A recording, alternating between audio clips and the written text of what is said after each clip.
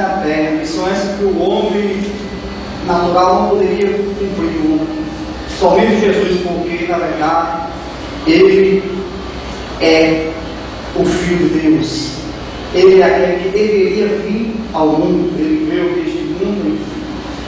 Deus, em forma de homem, que cumpriu uma grande missão, de dar a sua própria vida. Então Ele deu a sua vida. Então não existe maior amor do que esse. Então nós devemos seguir este grande exemplo que o Senhor Jesus nos ensinou, né?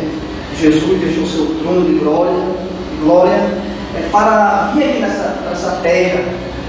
Foi desprezado pelos poderosos da época, no entanto, preferiu ser fiel ao seu Pai para cumprir uma grande missão. Missão essa de trazer salvação à humanidade. Então nós, na verdade, devemos sempre meditar no sacrifício de Cristo no Calvário, né? Você falou essa caridade do Senhor Deus enviar seu Filho como sendo a maior caridade, é verdade. E com isso nós aprendemos que a forma de praticar a caridade, o exemplo de Jesus foi uma entrega total. Ele se entregou por cada um de nós.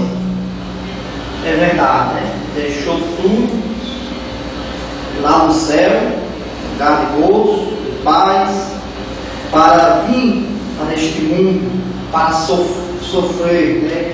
Ele sofreu tudo como pode sofrer. Ele passou por dores, por angústia, foi caluniado, foi perseguido e por fim foi morto para dar o direito de salvação à humanidade. Ou seja, se Jesus não tivesse morrido em nosso lugar, hoje nós não teríamos o direito de vida eterna. Mas nós louvamos a Deus porque Cristo morreu por todos nós.